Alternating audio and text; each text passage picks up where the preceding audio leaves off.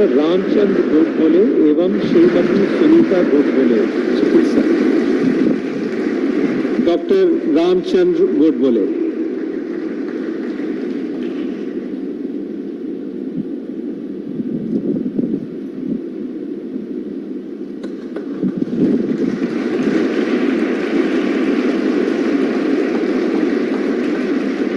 Shrimati Sunita Godbole.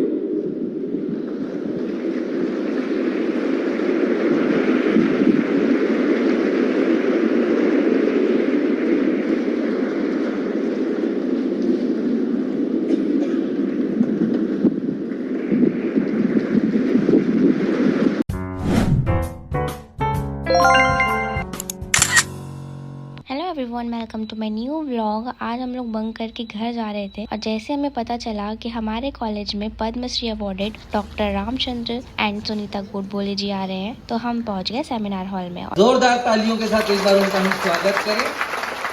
And finally हमारे guest आ चुके हैं। उनकी इंस्पायरिंग जर्नी सुनने के लिए हम सब यहाँ पे इकट्ठे हुए हैं और बहुत सारी तालियों के साथ उनका स्वागत किया। They are very inspiring and knowledgeable person. अपने घर से बाहर रह के हम 2-4 दिन में परेशान हो जाते हैं, लेकिन ये पिछले 36 ईयर से अपने घर से दूर बस्तर की रूरल एरिया में जाके स्वास्थ्य सेवाओं का विस्तार, शिक्षा और जागरूकता का प्रसार, समाज सेवा के प्रति अटूट समर्पण। मिस्टर एंड मिसेस गोडबोले की प्रेरणादायक यात्रा। गोडबोले और श्रीमती सुनीता गोडबोले पद्मश्री 2026।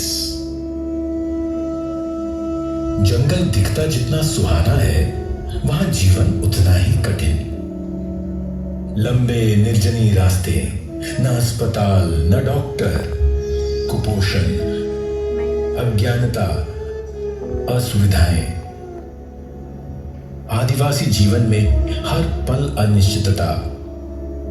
ऐसे में महाराष्ट्र से आए 2 लोग एक संकल्प के साथ तन, मन, धन और वचन से जनता के कल्याण और स्वास्थ्य की सेवा में समर्पित रहेंगे। मेरा उद्देश्य ये था कि हम आदिवासी क्षेत्र में जाके इन लोगों के लिए काम करेंगे। उनको स्वास्थ्य सुविधाएं कितनी मुश्किल से मिलती है, ये सब देखने के बाद मुझे पता चला कि आप छोटा सा भी आपका ज्ञान आदिवासी क्षेत्र में किसी का जान भी बचा सकता है। ये जब एहसास हुआ तब मुझे इस काम में ज्यादा प्रेरणा जागृत हो गई। इस दंपत्ति ने अपने आरामदायक जीवन को छोड़ आदिवासी समाज के कल्याण को अपना लक्ष्य बनाया। वो अपने साथ सिर्फ दवाइयां नहीं, बल्कि साथ लाए अपनापन, विश्वास और उम्मीद। मानवता ही मुख्य धर्म है। आपको काम करना है, सेवा करनी है, तो मानवता की भावना मन में होनी ही चाहिए। अपने जनजाति समाज, अपने आदिवासी समाज के जो कमजोर है, उनको मदद करना हमारा कर्तव्य ही है। पिछले कई दशकों से उन्होंने हजारों आदिवासियों, उनके परिवारों को निशुल्क इलाज दिया, सेहत शिविर लगाए। उन्होंने कुपोषण को सुपोषण में बदला।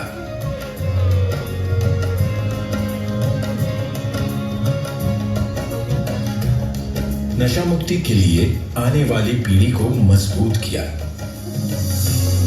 मैं गुटखा, तंबाकू, शराब, इनका सेवन कभी नहीं करूंगा। उनके बरसों के प्रयास आदिवासी समाज में बदलाव लाने लगे। तन, मन और बुद्धि सभी से आप अगर काम करना चाहते हैं तो उसमें प्रेम को भी मिलाओ, तो आपका काम और अच्छा से आप कर सकते हो। और वो हर सुबह निकल पड़ते हैं उसी संकल्प के साथ।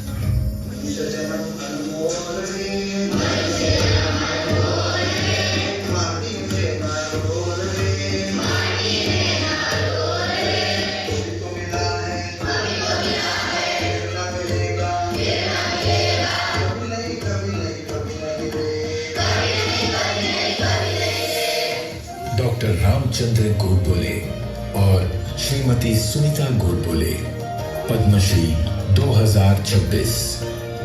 कोटि कोटि नमन। Now it's time to start interactive question, क्योंकि हर सफल सफर के पीछे अनेक अनुभव छुपे होते हैं। दर्शकों से या जो हमारे विद्यार्थी बैठे हैं, मैं चाहूंगा कि अगर आपके भी कोई प्रश्न हो, क्योंकि मेरे प्रश्नों की श्रृंखला तो बहुत बड़ी है, इस बीच अगर आपके कोई प्रश्न हो तो वो भी हम ले सकते हैं। आप अपना हाथ उठाएं और आप अपना प्रश्न पूछ सकते हैं। जी, एक सेकंड में माइक आप तक। मेरा आपसे ये सवाल था कि हर व्यक्ति तो यूं बसकर जा नहीं सकता उनकी सहायता करने के लिए, तो ऐसे में कोई व्यक्ति उस स्थान पे ना जाके दूर से ही कैसे उनकी सहायता कर सकेगा? देखिए, यहाँ बैठ के करना है तो आप ऑनलाइन पेमेंट करिए, दान दीजिए पैसे का, लोगों के सबके लिए पैसा तो ये है, सभी चीजों के लिए लगता ही है, तो पैसे से दान करना ये एक बात है। उनके बीच में जाके 2 महीना, 3 महीना, 4 महीना, 6 महीना, साल भर काम करना। अभी ज्ञान गुरु जी ने कहा, पुणे का जो संस्था बताई, वो लोग आजकल ऐसा करते हैं कि कोई सीए कर रहा है ना, कोई डेंटिस्ट केस में है, कोई एमबीबीएस कर रहा है, ठीक है एमबीबीएस करोगे लेकिन 15 दिन मास्टर में जाके आओ, तो 15 दिन आते हैं, वो सब काम करके लोगों को मदद करके, हम जो बोलेंगे वो काम करके चले जाते हैं। तो अपना फिजिकली वहां जाके भी आप काम कर सकते हो, लेकिन सबसे अच्छा काम मैं ये बोल रहा हूँ कि कुछ करने की जरूरत नहीं, हम वहां जाके उस आदिवासी बच्चों को अच्छा प्रशिक्षण दे, उनको प्रशिक्षण देके वापस आना है, ये उनके लिए बहुत बड़ी चीज है। तो कंप्यूटर का प्रशिक्षण है या मेडिकल का प्रशिक्षण है। सबसे बड़ी बात बता रहा हूँ मैं आपको, ये देख रहा हूँ सारे ट्राइबल्स के जितने मेडिकल प्रॉब्लम है ये आपको सॉल्व करने हैं ना, तो एक ही बड़ी चीज है, वो है प्रथमोपचार। फर्स्ट एड सिखा के आओ जाओ, तो जाएंगे 5 दिन उनको फर्स्ट एड सिखा के वापस आ जाएंगे। 5 दिन जाएंगे तो कोई बड़ा प्रॉब्लम नहीं है, फर्स्ट एड सिखा के आ जाओ। कोई भी बीमारी शुरुआत में रुकती है ना, तो उसका आगे जाकर सारे एपिसोड बंद हो जाते हैं, लेकिन अगर नहीं रुकेगी तो डेंगू तक चला जाएगा, कैंसर तक चला जाएगा, हार्ट अटैक होके पेशेंट चले जाएंगे। तो प्रथमोपचार जो है वो, और प्राथमिक अवस्था में डायग्नोसिस, तो हम कोई भी जाके छोटी छोटी चीजें कर सकते हैं, जाके उनको प्रशिक्षण, आपके पास आप इसमें है क्या बोलोगे, आप एडवोकेट है ना, जुडिशियल के प्रॉब्लम, कितने बड़े बड़े प्रॉब्लम है उनके पास, कितने बड़े हम सोच नहीं सकते। मुझे कभी भी लगता है कि भाई मुझे कोई लॉ का नॉलेज होता तो कितना अच्छा हो जाता, तो उनको उतना ध्यान देके उनको समझा के वापस आना है, ये तो कई प्रकार काम कर सकते हैं। वहाँ कानून को लेकर किस प्रकार की चुनौती है, डोमेस्टिक वायलेंस को लेकर की और कुछ? नहीं देखिए, क्योंकि लॉ के 3 सर बैठे हैं हमारे बीच में, आदिवासियों के कई प्रॉब्लम रहते हैं, और वो अपनी पंचायत व्यवस्था जो गाँव की है वो कैसा है, इंस्टेंट रिलीफ है, जो भी मिलेगा शाम तक रिलीफ मिलेगा, 1 लाख भर दो, अपना काम खत्म। 1 लाख नहीं भैया पाव पड़ेगा, नहीं ऐसा वैसा 20,000 तक आ जाएगा, 2 दिन 4 दिन में प्रॉब्लम खत्म हो गया। एक बार वो आपकी वो सिस्टम में चला गया फिर हो गया। मैं तो कई बार ऐसे सुना हूँ, मेरे पास कोई इसका एविडेंस नहीं है, और मैं ऐसे कोई माफी चाहता हूँ, कुछ किसी को मन में लगे ऐसा लगे, लेकिन मैं तो सुना हुआ ऐसा कि भाई इधर का भी वकील लेते हैं, उधर का भी वकील लेते हैं, जज भी अलग से लेते हैं, सबका होने के बाद 2 साल के बाद समझौता करके केस वापस चल जाते हैं, आदिवासी अपना जहाँ है वहाँ बैठा रहेगा। तो ये ठीक नहीं है, ये व्यवस्था ठीक नहीं है।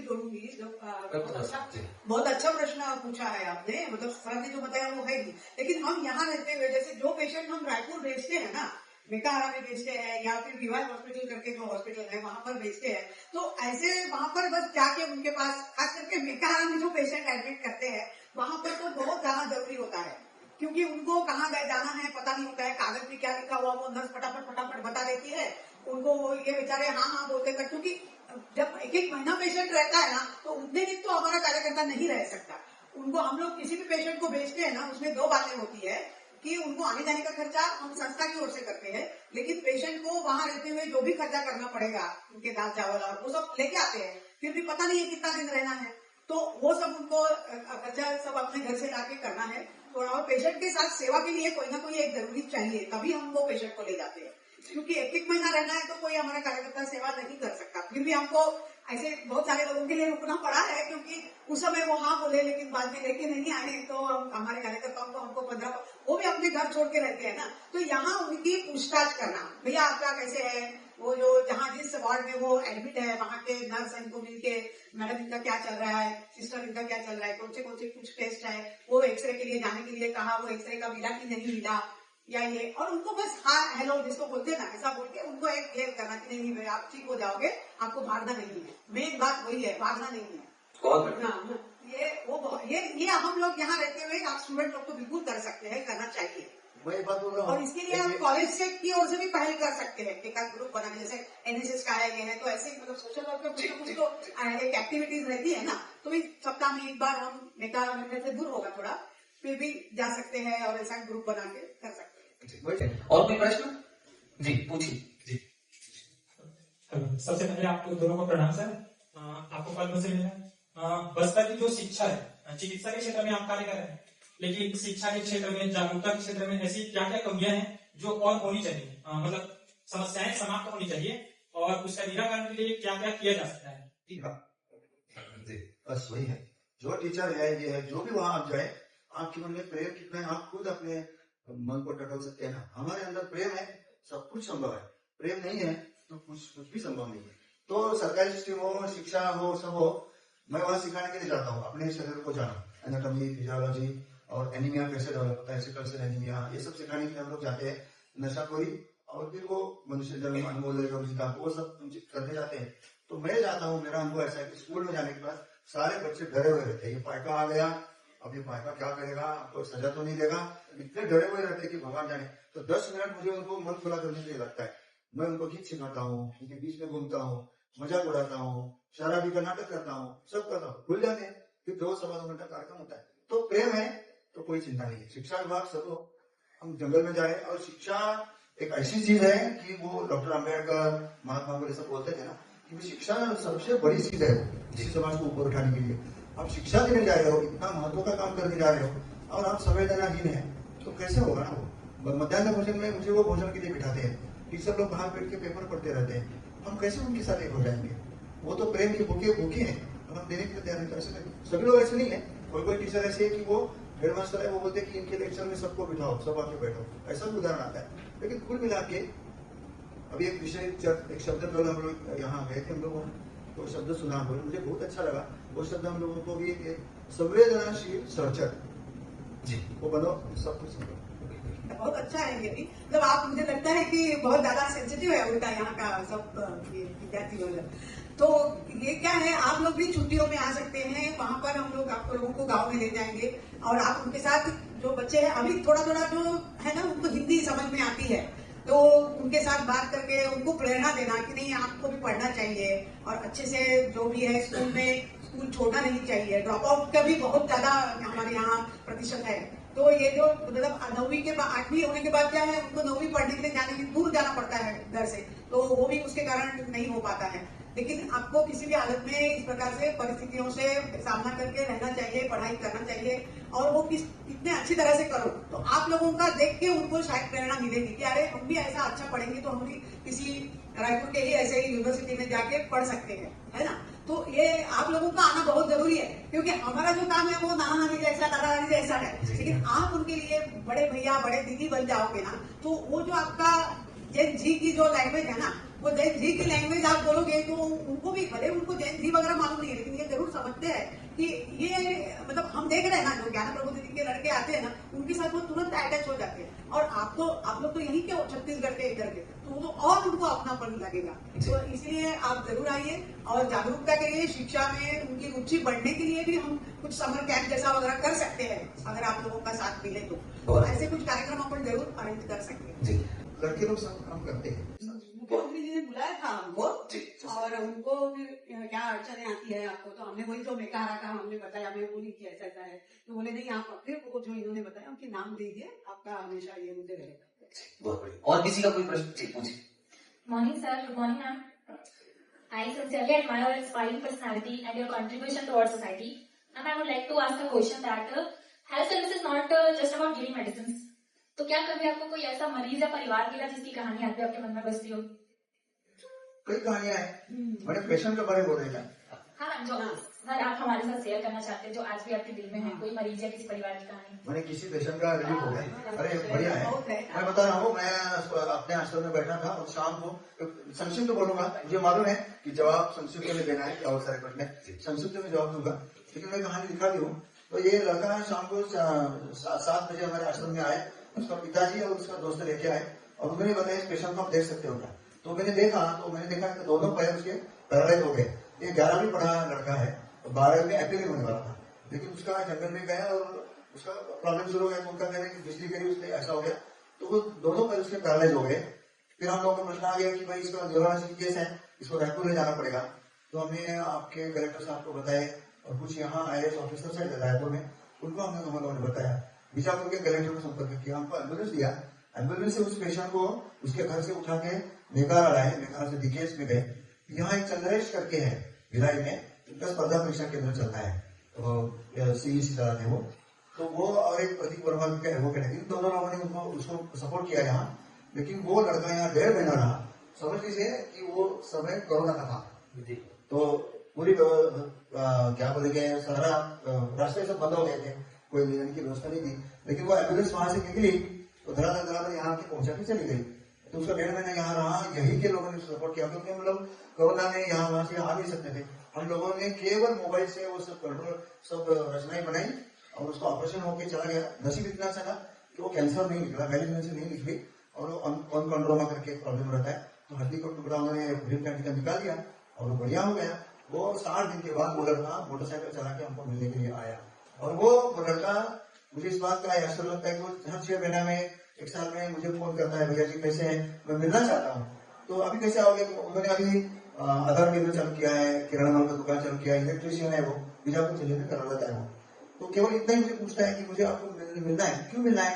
कुछ नहीं, आपको देखने की इच्छा होती है। भाई क्या कमाल है ये मैं बोलता हूँ कि जो पद्म पुरस्कार मिला वो ठीक है, लेकिन ये भी कितना बड़ा पुरस्कार है कि एक आदिवासी बच्चा बोलता है कि मुझे केवल आपको देखना है और देखने से मुझे आनंद मिलता है। कितनी उपलब्धि अपने जीवन में हमको लाई, लेकिन ये टीम वर्क है, ये मेरा ही नहीं है, ये रायपुर के सब लोगों ने मिलकर उसको, पवन कुमार करके जो यहाँ जोरोलॉजिस्ट है, उन्होंने उसको सपोर्ट किया। बहुत बढ़िया, जबरदस्त बढ़िया रिजल्ट। आपके भीतर से बहुत सारी चीजें, मेरा कुछ नहीं, सब कुछ सबके लिए है। एक अंतिम प्रश्न है जी, स्तुति में पूछिए प्लीज।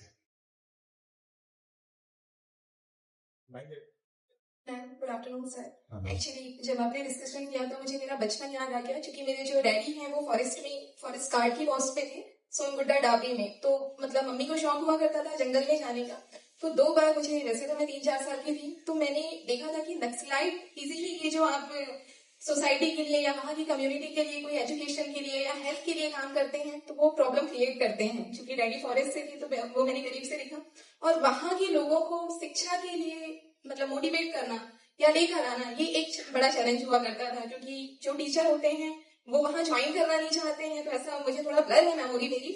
और मदर जो थी मेरी वो थोड़ा मतलब एक्टिवली रहती थी, तो वहाँ की जो कम्युनिटी थी, बैगा जो जनजाति होती है, उनसे उन्होंने कुछ मेडिसिन सीखी थी। आयुर्वेद जो होता है, कोई जड़ी बूटी होती है।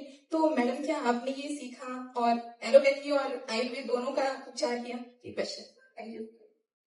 नहीं, तो ये हमारा फेल्योर है, वास्तव में हमारा फेल्योर है, क्योंकि हम लोग पेशेंट को, मेरे पास सारा नॉलेज नहीं है, जहाँ नॉलेज है वहां मैं पहुंचाता हूँ। ये लेडी है और आपके पास नॉलेज है, हमारा इतना ही काम है कि लेडी है उसको नॉलेज के पास पहुंचाना है, उसको रिलीफ देना है। ये काम हम लोगों को इतना तुरंत हमारा काम चलता है। हमारा एक मेडिकल कैंप हम लोग ले लेंगे, उसका फॉलोअप हमारा 4 महीने तक चलता है। जो पेशेंट आए उनको रायपुर जगदलपुर ले जाके ठीक करवा के लाना, सब ये होता है। अभी जड़ी बूटी का जो आप जो बोले वो वास्तव में, अभी कल हम लोग एक गांव में गए थे, तो जो स्प्लीनों में गए, मतलब ये जो स्प्लीन बढ़ती है वो बहुत ऐसे इंद्रावती के किनारे हजारों बच्चों की ये स्प्लीन है वो बढ़ गई है, हजारों बच्चे ऐसे। तो उनको बोलते कि 100, 150, 200, 300 बार मलेरिया हुआ होगा, ऐसे कर मलेरिया। अब इतना से ये बच्चे आते हैं, तो एक आयुर्वेद के हमारे महाराष्ट्र के पुणे के वो आए थे, तो उन्होंने बताया कि ये शरपुंखा नाम की एक वनस्पति है, हर जगह जंगल में, हर जगह बस्तर में आई, ये स्प्लीन को कम कर देती है। अभी हमारे दिमाग में शुरू हो गया कि ये 10 बच्चे ऐसा कंट्रोल में रखो, 10 बच्चे ऐसे एक्सपेरिमेंट में रखो, इनको ऐसे ही रखना है। इन 10 बच्चों को शरपुंखा का जो रस है वो पिलाना है, देखेंगे हर महीना एक करके। पहले उसको सोनोग्राफी करना है उसके स्प्लीन की, वो कितना कम होती जा रही है, क्या हो रही है, हम लोग देखेंगे बाकी परिणाम क्या होता है। और स्प्लीनोमेगाली कम हो जाए तो ये बहुत जबरदस्त चीज है, करनी चाहिए। अभी छोटी छोटी चीजों का भी ज्ञान आदिवासियों को नहीं रहता है। हम लोग जो बोलते हैं ना, अरे प्रकृति में रहते हैं, ऑक्सीजन में इसमें रहते हैं, जड़ी बूटी का सारा ऐसा नहीं रहता है। कितनी जड़ी बूटी की उनको जानकारी नहीं है। तो अभी हम लोगों ने एक प्रोग्राम बनाया कि आप महाराष्ट्र से आओ और हमारे सारे जड़ी बूटी को ज्ञान को देंगे क्या, वहाँ आपके पास ज्ञान है। यहाँ भी आयुर्वेदिक ज्ञाता है रायपुर में, हम आदिवासियों को उनको जोड़ देंगे तो उसको क्या हो सकता है। क्योंकि हमारा केवल मेडिकल ऐसे नहीं रहता है, कानूनी प्रॉब्लम आता है, हम उसको ले जाते हैं, एडवोकेट रहते हैं चंद्रपुर में, उनको दिखाते हैं ये प्रॉब्लम है, आप सॉल्व कर दीजिए। मैं कानून का ज्ञाता नहीं, आप प्रॉब्लम सॉल्व कर दीजिए। शिक्षा का प्रॉब्लम है, ले जाएंगे। एग्रीकल्चर का प्रॉब्लम है, मैं जंगल में गया था तो एक आदिवासी बोला कि टमाटर के पौधे 150 पौधे मर गए। अरे ये पौधे मर गए, अब इतना कष्ट किया, पौधे मर गए। अब मेरा भूमिका ये है कि इसको सोल्यूशन ढूंढना है। भाई वही पौधा उखाड़ के लाया, वो इंदिरा गांधी कृषि विश्वविद्यालय उसका सेंटर है निगम में, उनको जाके दिखाया। वो बोले ये जो मिर्ची और टमाटर, इन बीजों में ये एक प्रकार का वायरल डिसीज है, उसको एक प्रकार का अलग प्रकार का बीज मिलता है, उनको देना पड़ेगा। तो रोग बीज है, तो मिला, हम लोग पहुंचा दिया, टमाटर के पौधे लगाए, ठीक हो गया, उसका पौधे आ गए, बढ़िया हो गया। जहाँ प्रॉब्लम है वहां हमको खड़ा होना है। तो आप बोल रहे हैं बिल्कुल सही है, करना चाहिए, हम करेंगे। अभी आप लोग कितना सहयोग देते हैं देखिए। बहुत बढ़िया। और मुझे लगता है कि प्रश्न तो बहुत है, लेकिन समय थोड़ा सा दिक्कत होती है, और निश्चित रूप से आप लोगों से बात करके निश्चित रूप से आप लोगों से बातचीत करके तो अभी ऐसा लग रहा है कि अभी शुरुआत हुई है बातचीत की, तो बहुत कुछ जानना है। मैं विश्वविद्यालय प्रबंधन से भी अनुरोध करूंगा कि पुनः एक बार ऐसा कोई आयोजन हो जिसमें हम बहुत सारी चर्चाएं जो छूट चुकी है उन पर हम बातचीत करें। जो सम्मान भारत सरकार ने आपको नवाजा है, और मैं चाहूंगा कि विश्वविद्यालय का प्रतिनिधि मंडल भी हम आपको एक सम्मानित करें सर अपनी तरफ से। हम आपकी इसमें